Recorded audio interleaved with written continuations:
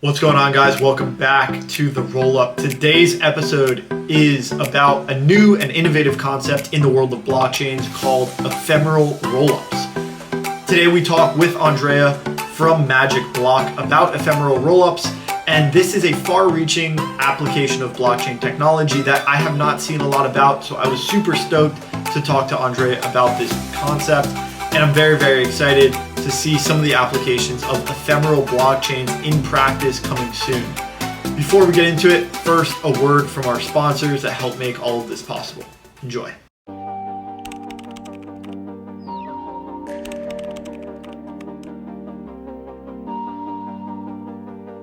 Cartesia is your home for app-specific rollups. At the forefront of developing new tools and platforms that enhance the capabilities of blockchain technology, Cartesia enables applications that are flexible and built to scale.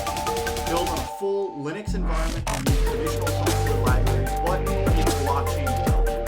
Go to cartesia.io, that's cartesia.io, to learn more about building your own apps.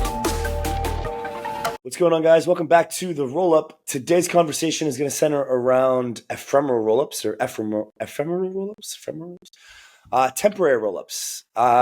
Something that we've been thinking about for the last couple months. So haven't had the chance to talk to anybody about it. So this will be our first. We have Andrea from MagicBlock today, as well as Rob, GM. And can you name me a use case of ephemeral rollups?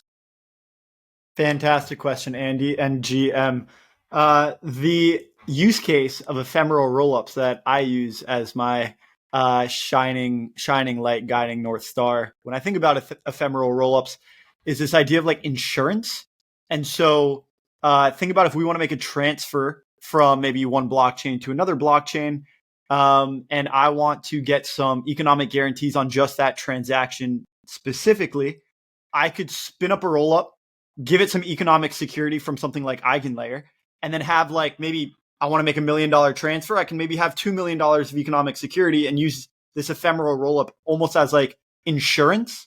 And if something goes wrong with my transfer, I slash the validators or the stakers that are securing this ephemeral rollup and reroute the slash back to my transaction and repay anything that goes wrong. And so therefore, the ephemeral rollup economic security is used as a form of insurance to pay back anything that might go wrong with my bridge transfer. That's the one use case. I've heard a lot of good things and not so many bad things. So maybe we can talk about what's bad about ephemeral rollups, if anything, just to get two sides of the coin. But that's the use case that comes to mind when I think about these kinds of temporary rollups or rollups that can die. Because not every rollup needs to be unstoppable and immutable for the next 1,000 years. Andrea, welcome to the Rollup. Would love to hear your perspective on ephemeral rollups, and maybe we can start with another use case if you have one of ephemeral rollups. Jim, guys, thanks for having me. And wow, I didn't think of that one use case. That sounds cool. We should probably build it. Yeah, so happy to give you my sense on what and ephemeral rollups could enable. The reason why, so first of all, I'm the founder of MagicBlock. MagicBlock is on-chain game engine. So we basically enable games and fully on-chain applications to have the same performances that I would have on traditional multiplayer game server or on traditional server, but on-chain. And so ephemeral rollups are kind of a pivotal technology that we use to enable this performance while at the same time retaining the composability that we all know and love about blockchain.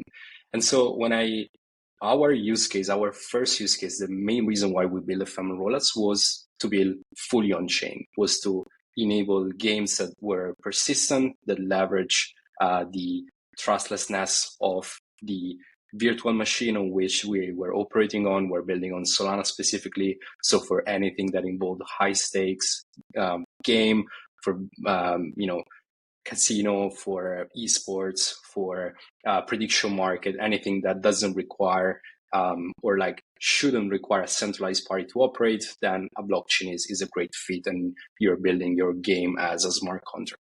The problem is that then every interaction with that application is a transaction. And so it's very, very slow. Even on Solana with half a second for 100 millisecond block time, basically every interaction takes half a second to really get through. And so that is a terrible UX for any application, let alone with games. We typically have some of the highest requirements in terms of latency. And therefore, we wrote a paper back last year, which by now we have implemented. We call it Ephemeral Rollups are all you need, theorizing this idea that you could temporarily move some computation into these just-in-time, on-demand instances that are very, very fast and very lightweight. That's kind of the basic idea behind ephemeral rollups. So in terms of use cases, Wait, real quick. Could you just help us understand from your perspective what an ephemeral rollup actually is? Like, what does that even mean? Like, it sounds so gigabrain, but I feel like it's actually kind of a simple understanding. Like is it just a rollup that you can spin up and then turn off?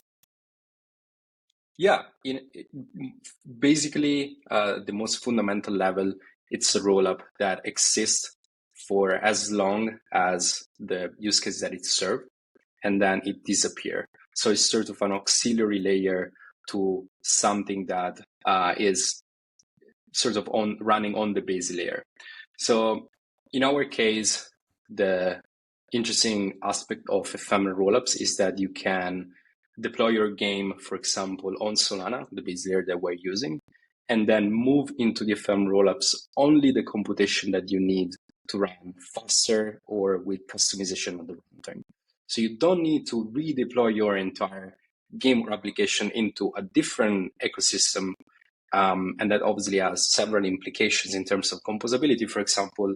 But at the same time, you can still manage to access the same benefit that you would have if you were to build your own app chain or your own separate rollup.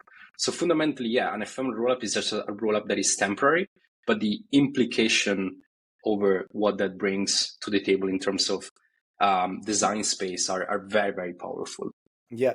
Okay, so how does that work? You're on Solana. So first of all, Solana's going modular as fuck.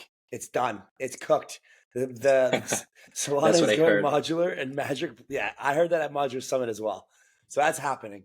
But how does that work? Like, how do you go from Solana base layer, launch an ephemeral rollup, and then get everything you need to like have a fully functioning chain at low cost, which makes sense from an economic perspective, and then just like shut it down? Like, where does the state go? Like, maybe just walk us through an example that's in testnet or is launched, or kind of what a typical cycle, like a life cycle of an ephemeral rollup would look like from like a technical level. Yeah, absolutely. So again, the first interesting aspect of ephemeral rollups, especially on Solana, is that you can deploy your smart contract directly on Solana without necessarily having to deploy your smart contract into a different execution environment. Then the second aspect that we leverage about the Solana virtual machine is that state and logic is separated, which is something very different compared to EVM. And that basically allows developers to call an instruction on a program on chain, which is the delegation program. And what that delegation program does is it locks that particular state on the base layer and it spin up the ephemeral rollup. So the ephemeral rollup is basically a Solana validator that we wrote from scratch and we customize to make it very, very lightweight and very, very fast. It doesn't have consensus. It doesn't have gossip. And therefore, it can run at faster speed. At that point, that particular state that you locked on Solana is loaded in the ephemeral rollup. And it's available to be changed in the ephemeral rollup. Only that particular state. And so at that point, the basic idea is that you can send some transaction to modify that state in the ephemeral rollup and some other transaction to modify some other state that is unlocked directly on Solana. therefore parallelizing the execution environment between these multiple layers. And that is something very kind of maybe difficult to wrap our head around, because we're not used to execute in parallel between multiple execution environments. Either you run your transaction on Ethereum or you run your transaction on Optimism. Either you run your transaction on Solana or you run your transaction on a Solana L2, right? But with ephemeral rollups, what you can do is you can, in fact, interact with multiple execution environments in parallel at the same time, because you're locking some state on the L1 and you are moving that particular state and that state only into the ephemeral rollup. So now we're in a phase where that state is locked on Solana, but is writable, is unlocked in the ephemeral rollup. And that could be something like the position of a player in a game. Let's take an example like that. And so at this point, the developers, or I should say the users, has to interact with this different execution environment, right? How do they do that? Well, what we're doing to simplify this whole flow is we're creating a simple RPC router that abstracts all of this complexity away. Precisely because the state is locked on Solana and we know where you're sending your transaction, we can understand where you're interacting when you're sending a transaction. And this, again, is something very particular, very peculiar of Solana because of the declarative structure of the transaction. I won't go deeper into that, but basically, you have to always declare in your transaction what state you're accessing, and that's what allowed Solana to be parallelizable. And so given of kind of this way to structure a transaction, we know beforehand where you're sending the transaction to. And hence we allow you with a single RPC endpoint to send transaction through multiple layers, through multiple execution environments or ephemeral rollups in parallel. And at that point, it's really up to the developers to decide when to close that rollup, right?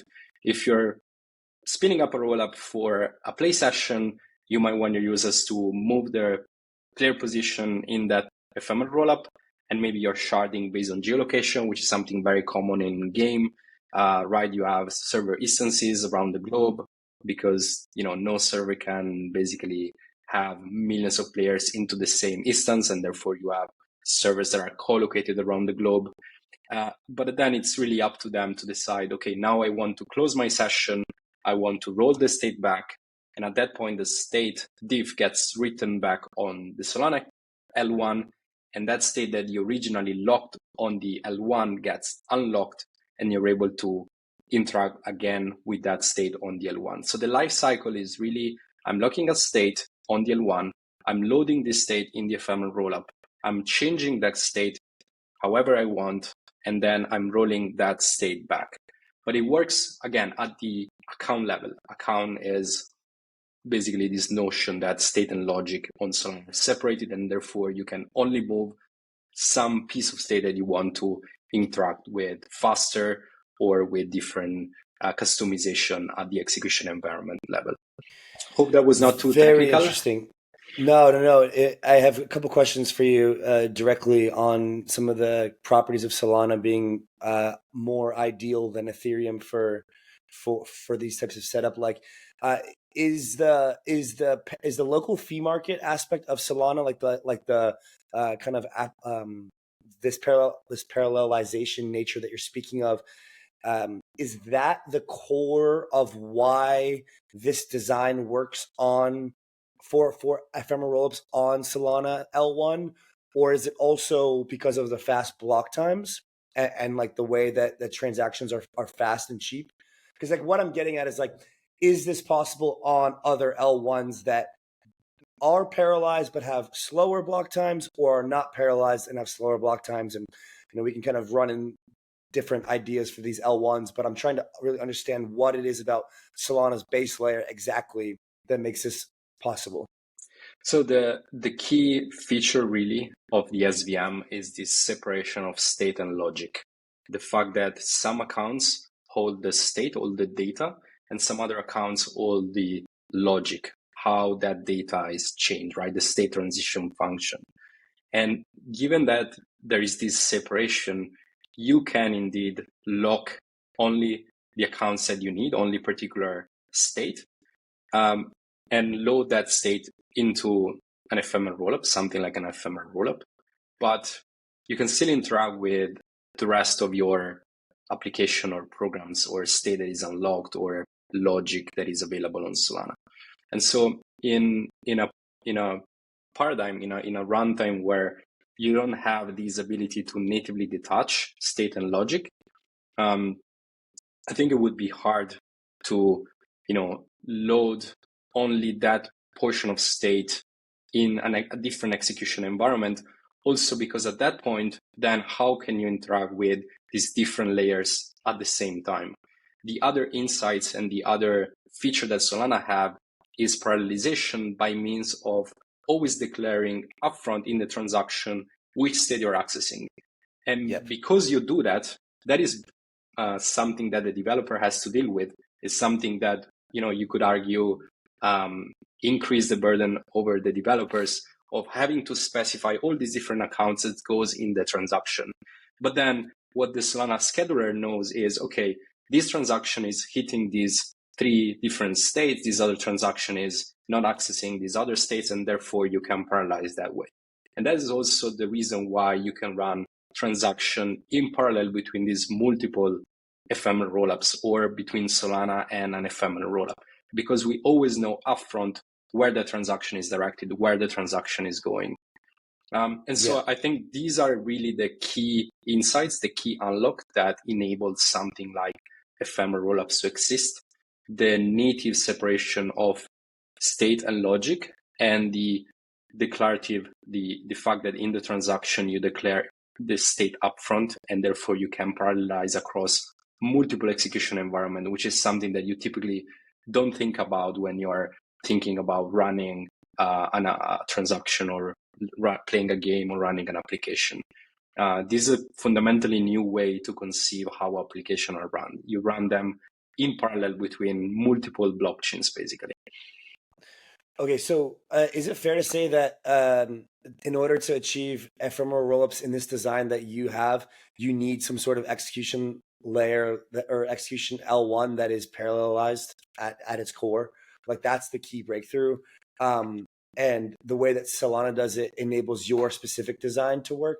However, there could be other designs that, as long as there's a parallelized settlement layer, be it an L2 or an L1, then this idea could probably be ported over to something like a parallelized EVM or like a like a move VM or a fuel VM, etc. Those are a little bit more like specific ideas, but I'm just trying to understand how this could look in other execution environments as well. Yeah, for sure. If you have the separation of state and logic, and if you have the ability to basically declare upfront which state you're accessing in your transaction, then you can probably build an ephemeral rollup solution for your blockchain. Those are really the 2 key unlocks for this technology. I mean, you could also build an ephemeral rollups that is just as any other rollup and has a temporary nature in it.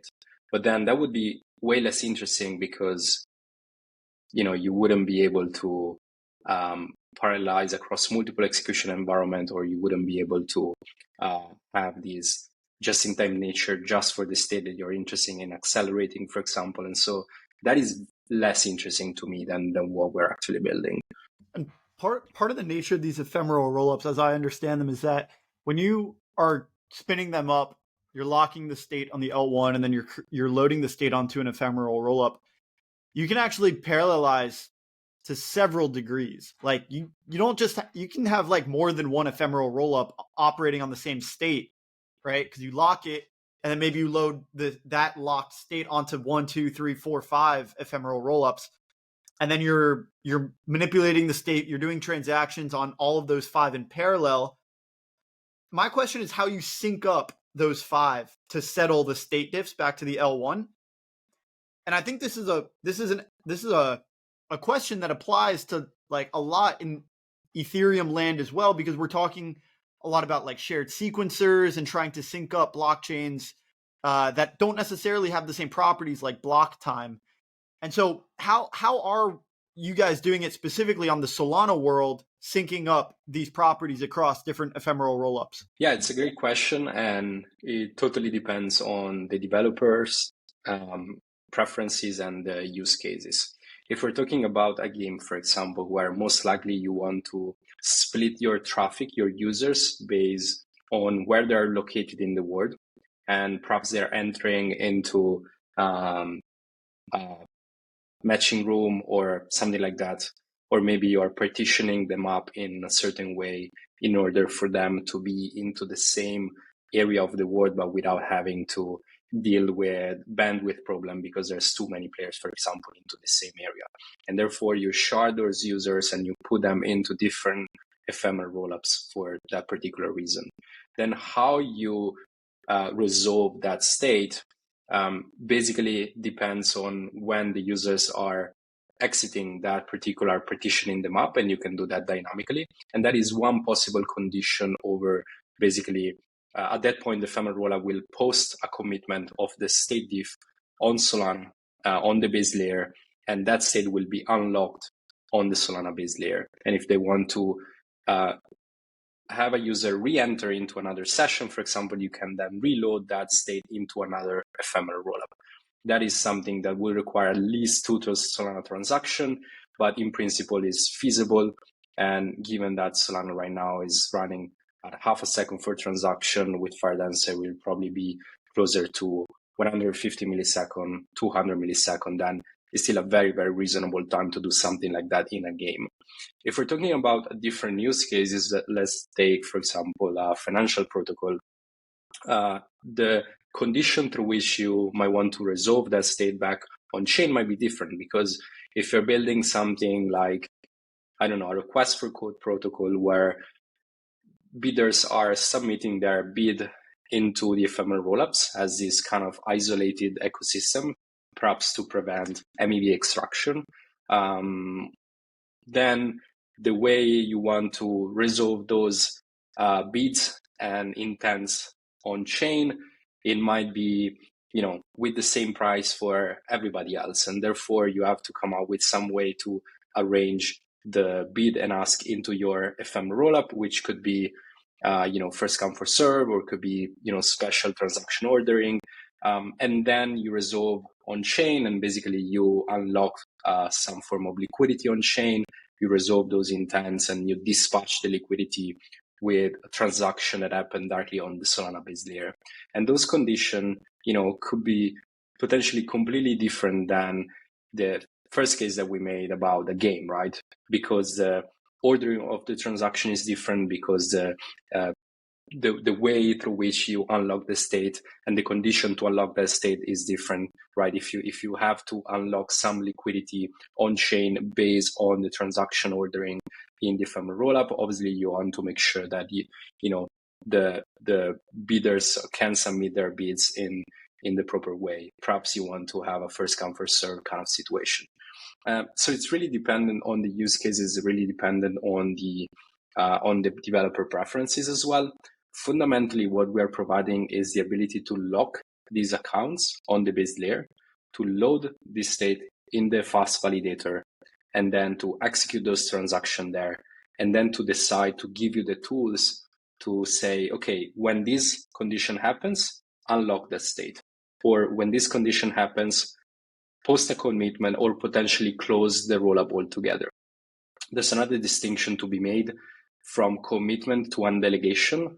Commitment is when the rollup posts that state back on Solana, on the base layer. Undelegation is when the ephemeral rollup gets closed altogether. So you could commit but keep the rollup open, or you could completely close the rollup. What is the right choice? Depends on the use case, really. If there's still player in the session, you want to obviously keep the rollup going and just to unlock some state for some user. But if there's no player left in the room, then why do you want to keep the rollup going? Why are you spending money on running this node? You should just close it and, avoiding spending money on that particular node. So it was sort of a non-answer, but it really depends on the use cases and on the developer preferences. Got it. I just want to zoom out on that particular point and just maybe ask a silly question, which is, Like, why should anybody care about ephemeral rollups? Like, what is the? This comes back to the first question when I think I interrupted you about what even ephemeral rollup is. Where, like who in their right mind cares about locking state on Solana L1 and deploying a ephemeral rollup? Like, and then outside of that, like, I guess this is kind of the same question as like the use cases. Welcome aboard on our journey into the singularity. This is the endgame roadmap for Frax and Fraxtal, the new L2 out of the Frax ecosystem that is totally based on fractal scaling.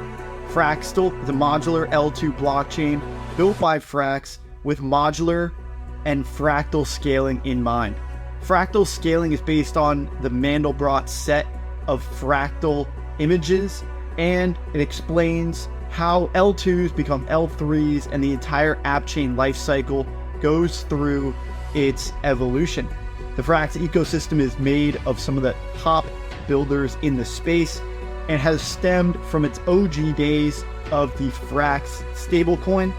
It is now in the LST space, the LRT space, and this Fraxtal L2 joins the existing suite of Frax products, including Frax Swap and Frax Lend.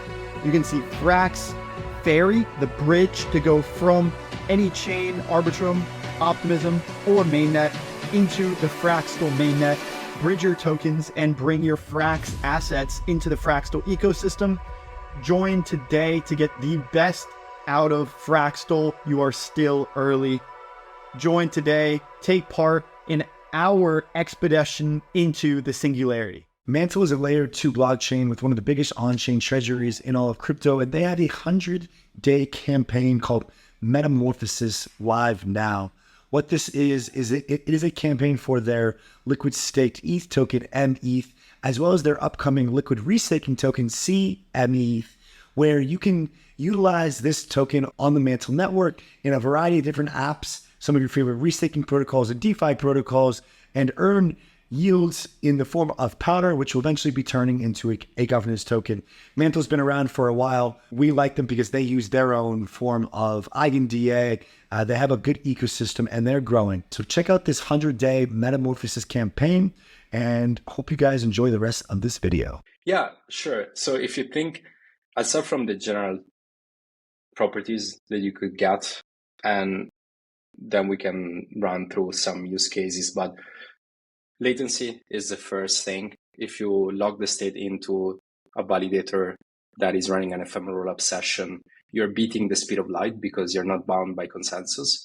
And therefore, you can always have a better latency than if you were to run that transaction through the whole consensus of the underlying base layer. So the first reason is for any use case that require, less than 50 millisecond latency, real-time latency. Second is to potentially reduce the fees. Projects could decide to run their own nodes, to run their own ephemeral rollup session, accrue the fees themselves, but at the same time, the smart contracts, remember, are always deployed on Solana. So that means that you can still keep that sweet composability of the base layer. You don't need to move all the liquidity into your own rollup, but still you can benefit from fee accrual or MEV extraction if you want. The third property is that you can have multiple rollups at the same time, and that really allows you to expand the TPS dynamically. If your app is being super successful, you're onboarding a ton of users, then why should you not just spin up multiple ephemeral rollups and put those users into these different buckets, in these different instances, and scale your application that way? And the last part is that it gives Solana a way to have upchain or general or like specialized runtime, which Solana doesn't have. Like Solana is a general purpose runtime, and so it's great because you can have access to all of the liquidity and user base and developers and network effect. But when it comes to specific apps, let's take games for example. Games need loops, they need randomness, they need stuff that you cannot have at the level of the VM of the Solana virtual machine. And so ephemeral rollups are potentially a solution to that. So with these kind of 4 principles in mind, obviously games, fully on-chain games are, I think, a huge use case for that. Users will never understand what an ephemeral rollup is. For them, it will just be like playing a normal game, playing a multiplayer game where the latency is super snappy, but that game is built entirely on chain and gives you the ability to interact with tokens, the ability to have persistent score, the ability to not having to trust a centralized party, a studio, in order to maintain your game running, because there's this distributed network that will always make sure that the game is on, and therefore you can have games that are unstoppable that could potentially last for 50 years. And then financial use cases, right? Every use case that requires verifiability and the ability to not having to trust a single counterpart for the custody of assets, but also for the execution of those transactions. Potentially a system like this could give the same performance that off-chain centralized exchanges have, with a central limit order book that is run in the ephemeral rollup, but then again with the liquidity on the base layer, with no fragmentation and without trust assumption that you would have with a centralized party. So those are sort of the most interesting use cases, at least the most urgent one that we're tackling right now. But then potentially it applies to any other application that requires to be built fully on chain. So any application that require this verifiability in their computation, any application that wants to tap into the composability aspect of blockchain, and any application that wants to be unstoppable and persistent could benefit for something like this. Great explanation. Like I do think what we see now is a lot of these hybrid solutions where we have a lot of components that are being made on chain, but then when it comes to a component or computation of an application that needs really low latency or really low cost, we just move that off chain and then we verify it on chain. We say like, all right, that's good enough. But these ephemeral rollups, because they're much more customizable, we can lower the cost, we can lower the latency, and we can still keep them on chain. We just have 2 different chains and then we sync them up. And the chain that we want really high throughput, we modify the rules a little bit. And I think you mentioned like gives us specialization. And I think that is something that's like really, really important. And it's like pretty cool that Solana is also adopting this like modular approach now and going into these more like specialized runtimes, because it means that in these ephemeral rollups, we can set more specialized conditions, whether that's low latency, higher throughput, or like the insurance example I gave at the beginning, certain slashing conditions, right? Mm-hmm. Can reorder and consensus can be more specialized for that particular use case of that rollup. And then we can have these like really exotic, flavorful combinations that make up our apps, where it's not just a single execution environment for our app. Now our app is made up of all of these specialized components. Each of them have like specialized compartments, and the app is this combination of all of those. And I think it's going to make for like much more exciting, much more like organic and apps that resemble things that we actually want to use, not things that, are possible on blockchain and we use them because they're on blockchain. No, it's like now these execution environments are at a level where the infrastructure is at a level where it can support the types of applications that people are accustomed to using, with all of their different functionalities that are available on something like Web 2. Yeah, absolutely. You touched on 2 very important points that I want to stress. One is verifiability. Of course, every time you move computation into a different execution environment, you need to make sure that then you maintain the same trustlessness assumption of the underlying base layer. When it comes to Ethereum, or when it comes to Solana, any rollup built on top need to have either ZK, a validity proof, or a fraud proof mechanism implemented. And at the same time, on the second part that you mentioned, users won't need to understand what they're interacting with. We won't use something just because it's on the blockchain, but we use something just interacting with the thing, but leveraging the unique feature that the blockchain will bring. And I think one of the most interesting aspects of, again, going back to games, of fully on-chain games, is they really leverage all the properties of a blockchain in terms of verifiability of compute for resources, the ability to permissionlessly extend an environment without asking for consent to any parties. But with this technology, you have the same performance that you would have with a traditional multiplayer game server, which gives user that delightful UX that they deserve when they're playing a game, right? They don't have to really understand what a transaction is. They don't have to understand what they have to switch RPC to move into a different execution environment. And obviously, it will take time to get there, but like I'm really, really excited about the kind of games that we're building and the kind of games that we're supporting, and they're building on top of MagicBlock, because they go very, very close to that reality where users just have to interact with the thing and don't really think about this different execution environment running on the background. Yeah, it's amazing. It's a really cool idea. And I think that I hope it gets tested outside of Solana on Ethereum and on L2s, L3s. And I hope Rollup as a service providers also one day offer the idea of the service of being able to launch temporary rollups and totally lower the cost of experimentation to nearly zero.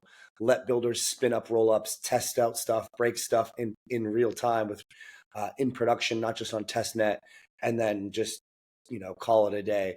Ticketing, short-term events, gated communities, clubs, sales on a a section of an e-commerce store, etc. So overall, and Andrea, I really appreciate your insights today. I think it's a good time to wrap. Kind of any closing thoughts on the future of ephemeral rollups and kind of how you see it playing out? Bullish ephemeral rollups. If anybody wants to implement something like this on other ecosystems, feel free to reach out to us. And if you are a builder in the Solana ecosystem and want to kind of leverage this stack that we build, feel free to reach out as well, even more so, because we're excited about what we're building and what kind of applications, games and consumer application ephemeral rollups can enable, most importantly.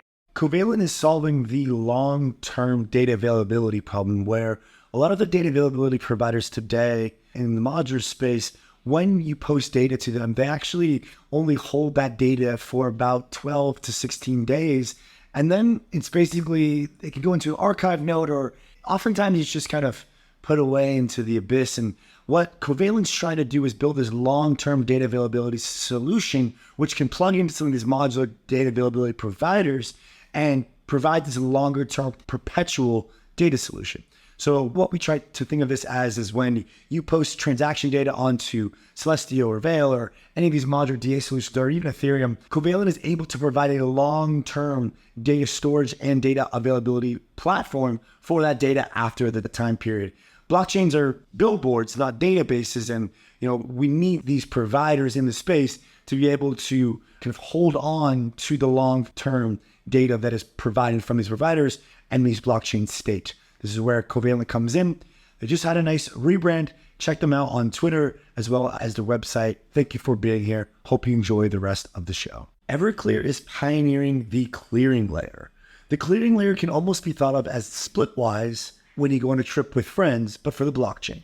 What I mean by that is when users are sending cross-chain messages, there's oftentimes fillers and solvers who have balances left on different chains that they need to rebalance and reset their positions.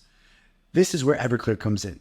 Everclear is pioneering a collaborative approach to the chain abstraction future, and they are willing to work with interoperability partners, solvers, and other providers in the space to build a interoperable and chain abstraction future. Check out Everclear at everclear.org, and welcome back to the Rollup. Andre, I got one more quick question for you, which is that, and this is something that I've asked people, but I haven't really gotten a straight answer on.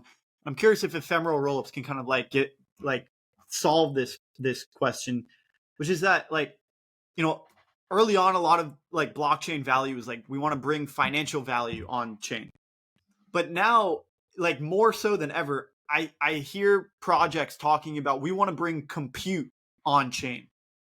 And so I think there's a value proposition where the verifiability is more secure than something like a centralized compute, but maybe it's not as fast and maybe it's more expensive because you're paying for security.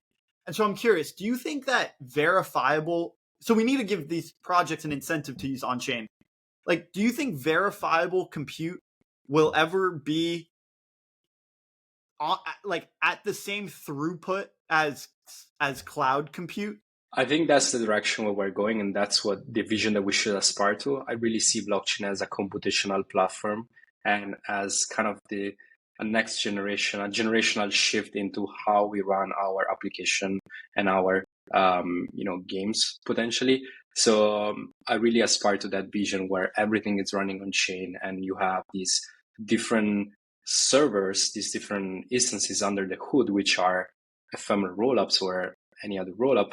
And really, you give users all the compute that they need dynamically on demand when they're joining your app. And everything is abstracted away under the hood, and they don't need to really switch RPC or really understand what is happening. But at the same time, if they need to conduct payments with native USDC directly on the base layer, that payment goes through in 400 milliseconds or less, because you still maintain the composability of the base layer.